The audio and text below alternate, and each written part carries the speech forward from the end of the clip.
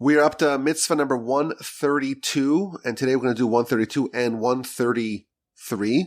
And like the previous mitzvah 131, which was the removal of the ashes from atop the altar, this one also, these two also relate to the altar.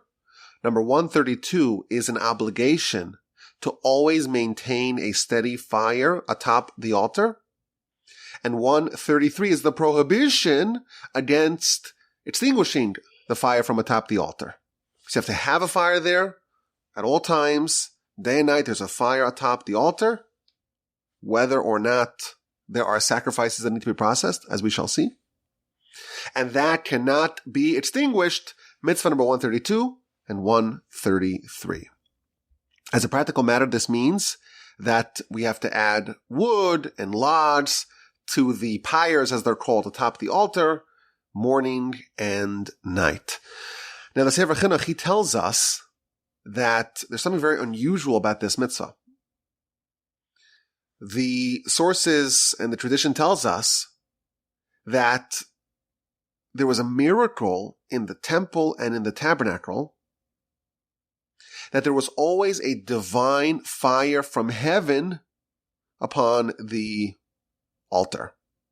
In the first temple, the fire from heaven was in the shape of a lion, and in the second temple, it was in the shape of a dog, but there was always a divine fire atop the altar. Well, if there's a fire, why do you have to add a fire? So he quotes our sages to tell us that even though there's a heavenly fire, there's a mitzvah to supplement the heavenly fire with a human-made fire as well.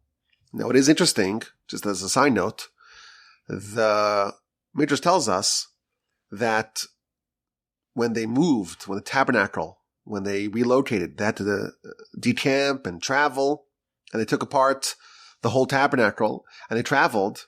The heavenly fire was still on the altar as it was mobile.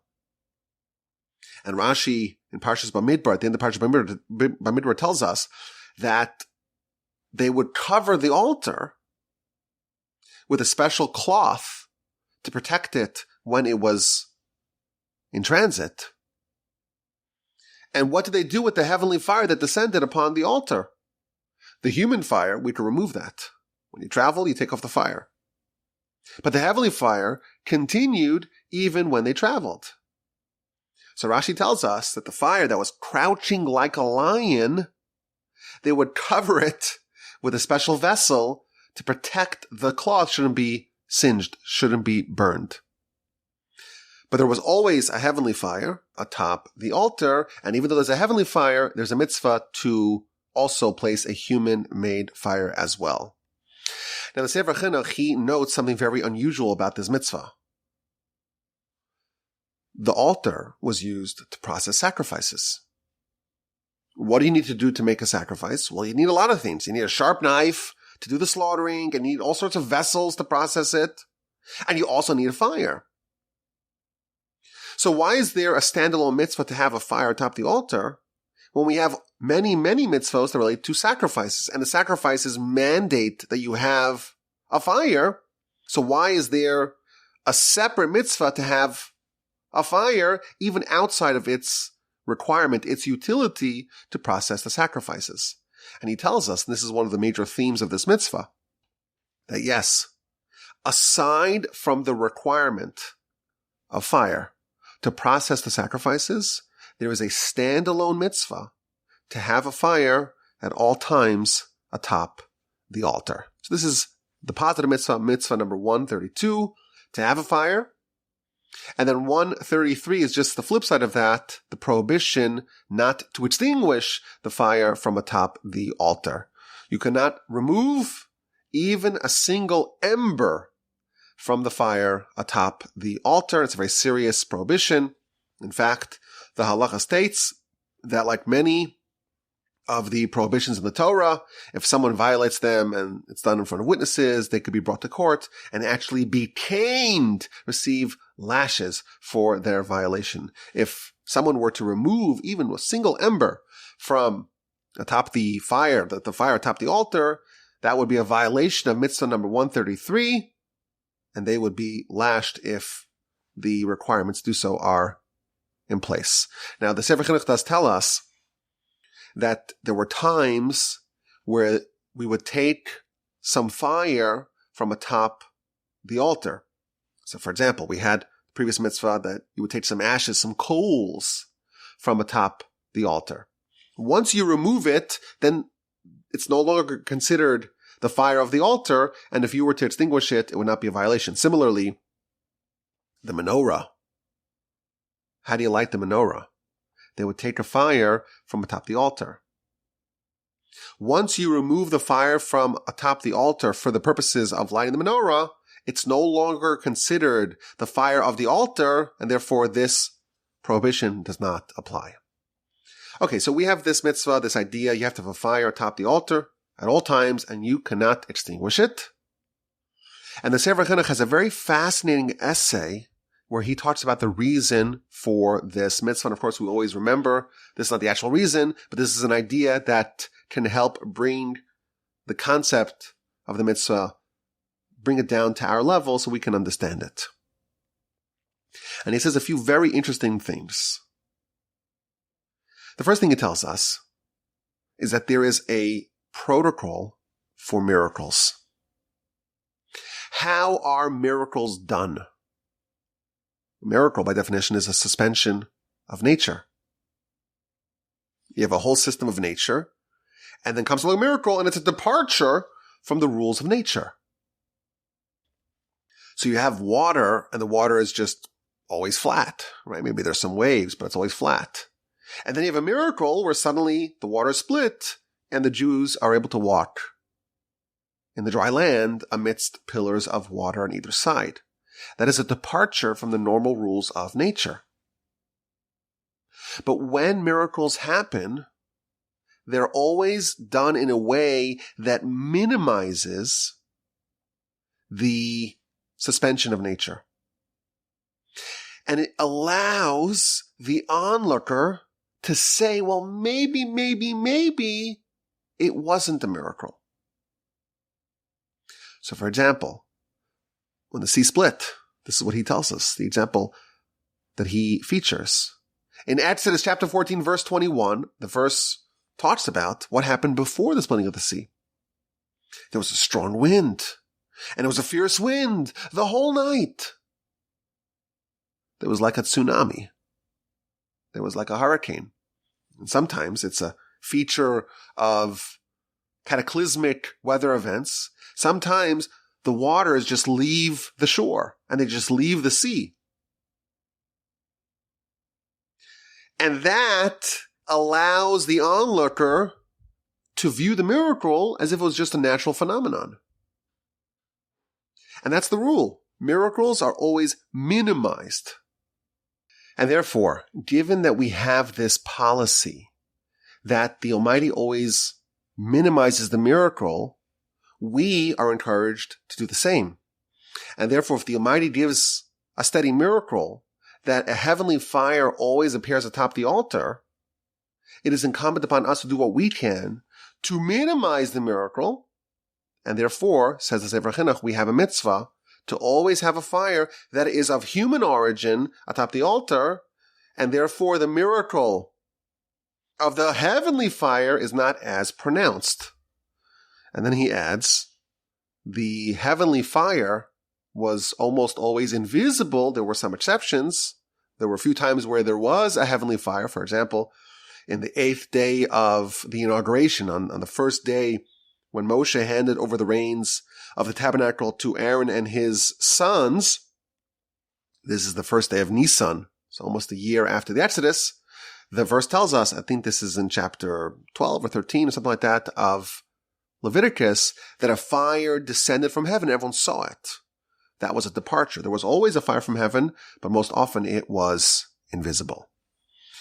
Now, continues the Sefer Chinuch in his essay, and he asks a very sharp question. He says, wait a minute. Why is there a need to have a fire at all times?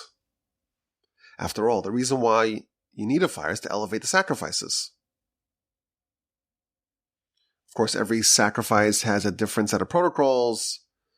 Some are burned entirely.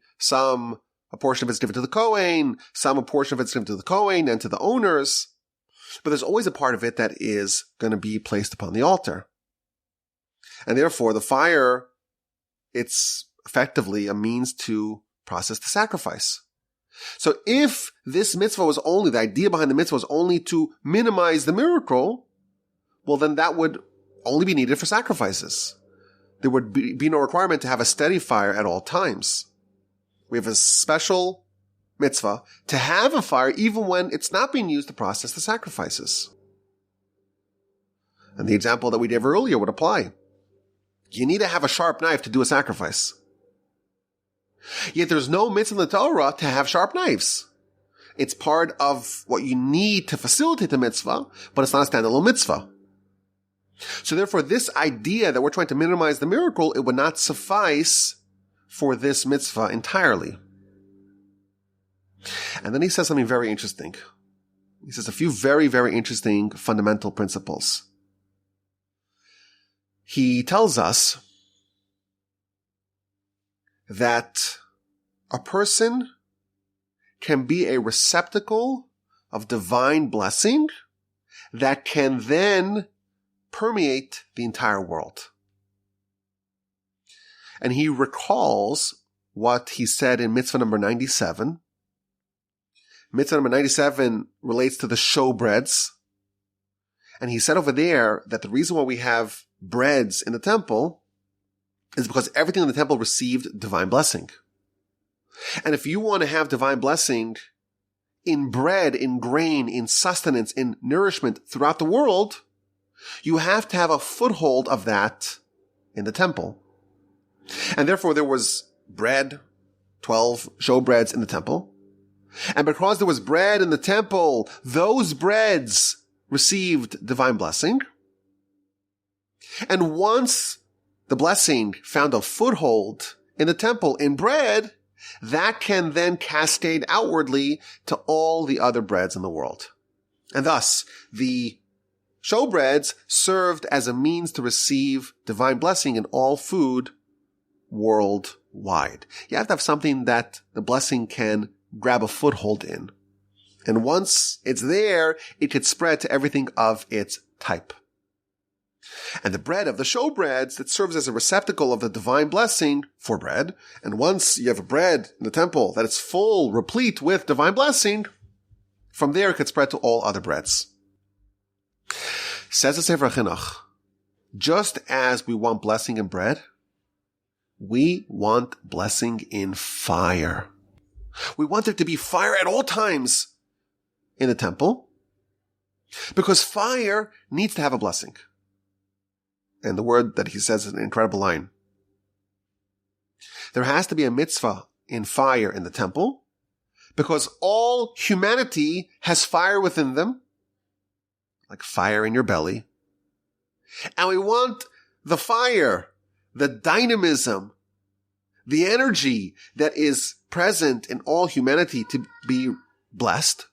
And therefore you have to have a fire in the temple. And once there's a fire in the temple, there's blessing in that fire in the temple. And once there's a blessing in the fire in the temple, that can spread to all other fires. And in every person, in all of humanity, the fire that we have within us will be blessed thanks to the fire that's atop the altar. Incredible idea. Why do we have the fire on the altar? So he gives us one idea, and that is we want to minimize the miracle and the fire that we use to burn the sacrifices. We want to have that obscured, and therefore we supplement the fire that comes from heaven with our own human fire. And then he says this incredible idea that there's another reason why we need the fire, not to burn the sacrifices per se, because after all, it's at all times, even when there are no sacrifices to process. 2 p.m, all the sacrifices are done. The Kohanim are on a break. The sacrifices will not suffer if the fire is extinguished. Sacrifices come, and you start a new fire, no big deal.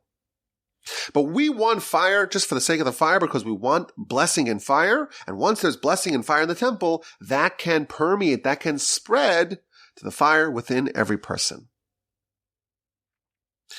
Now, Sefer Chinuch elaborates on this idea. What is the nature of this fire within man? So he talks about the idea of energy, the idea of movement, the idea of vitality and dynamism. The fact that we have an engine that drives us, that we have momentum, that we have action, that we have dynamism, that is what is indicative of the fire within us. And it's important for it to be blessed. Because if someone has too much fire, they could be very angry, they could be in danger, they could have fever, what he says. And if someone has too little fire, they'll be sluggish, they'll be lethargic, they'll be weak.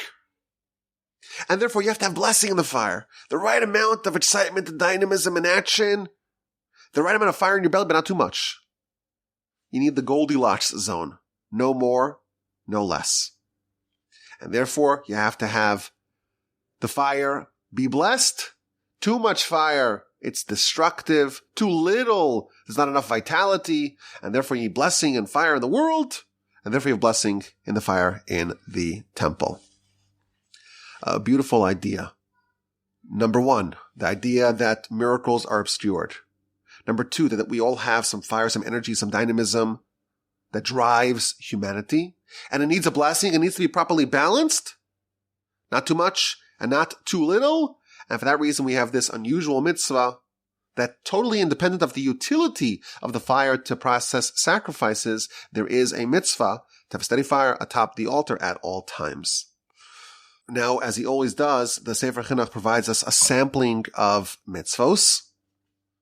And he tells us that logs were added to the fire in the morning, 2 in the morning, 2 at night, in the afternoon, late afternoon. And there are different fires, not just one big fire atop the altar. There are 3 different fires. The biggest one was the one that you offered all the sacrifices in. The second one was a small one next to the large one. And that is the source fire for the ketores, for the incense.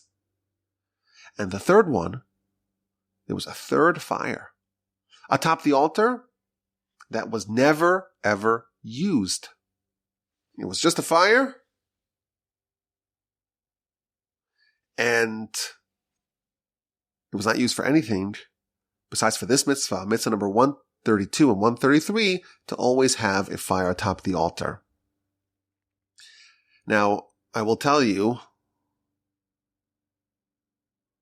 that in a Parsha podcast about 1.5 years ago, I spoke about in Parshas Tzav, that's the second Parsha in the book of Leviticus, I spoke about this mitzvah. And I suggested another approach as to why we have this fire at all times atop the altar, even if it's not being used to process sacrifices.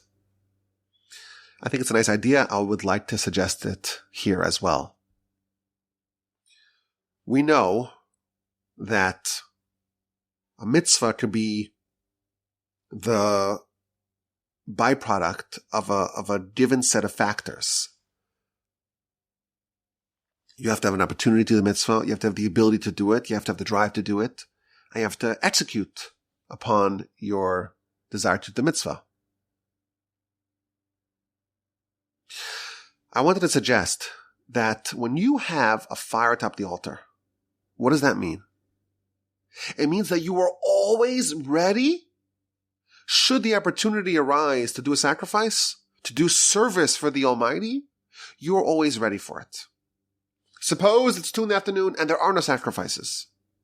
Just as there is a mitzvah to do a mitzvah, there's a mitzvah to be ready to do a mitzvah as well. And therefore, there's a standalone mitzvah to say that's not just the mitzvah itself that is the mitzvah. To be ready, to be prepared, to be ready to pounce on the opportunity to do the mitzvah, that in itself is also a mitzvah. As an example of this, The sources note that when Moshe has his prophecy, his initial prophecy at the burning bush, the verse highlights the fact that Moshe noticed it, and he turned, and he went. He kind of engaged with the sight that was before him, the burning bush that's not being consumed. And the commentaries there say that Moshe was ready for this moment.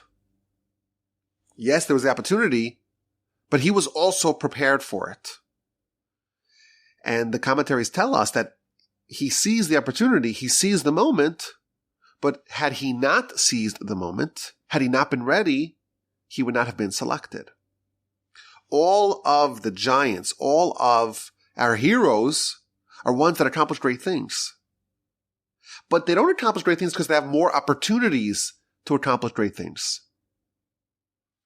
What really separates the giants, the heroes, from the lay people is the readiness, is the preparation, is the getting in position, positioning themselves to be ready to pounce on the opportunity that does arise. The fire of the giants was always lit. If you have an opportunity and you're scrambling, where's the fire? Let's get ready. It's too late. You'll miss it. And you never know when a golden opportunity may present itself. And therefore, we have this mitzvah, which again, we're applying it more globally. You always have to have some fire atop the altar ready to grab onto the opportunity that may arise. We never know when the opportunity will show. But when it does, if you have a fire lit, if you are ready, if you are in position, if you've done all the preparatory work to get ready for that moment, you'll be able to grab it. Otherwise, you'll be scrambling for the fire, so to speak, and you can't just turn it on instantly, and you may not be able to grab the opportunity that may show up. So maybe that's another idea for this concept of the fire atop the altar. Mitzvah 132, to always have a fire. 133, to never extinguish it. There's always a fire atop the altar in the temple. And this is mitzvah number 132 and 133, to have a fire atop the altar. And this fire, once it was lit, it stayed lit for days and weeks and months and years and centuries. You will notice in a lot of shuls, next to the ark, that's where they keep the Torah scroll. A shul is almost like it's called a mini temple. A mikdash me'at, a small temple. They have a light atop the ark. And it's called a ner tamid, a steady fire. And that is indicative, that is reminiscent of this mitzvah. There's always got to be a fire. Of course, we don't have a temple today, but please God, when the temple is rebuilt, we will have a steady fire. From then on out, 132, 133, to have a fire atop the altar.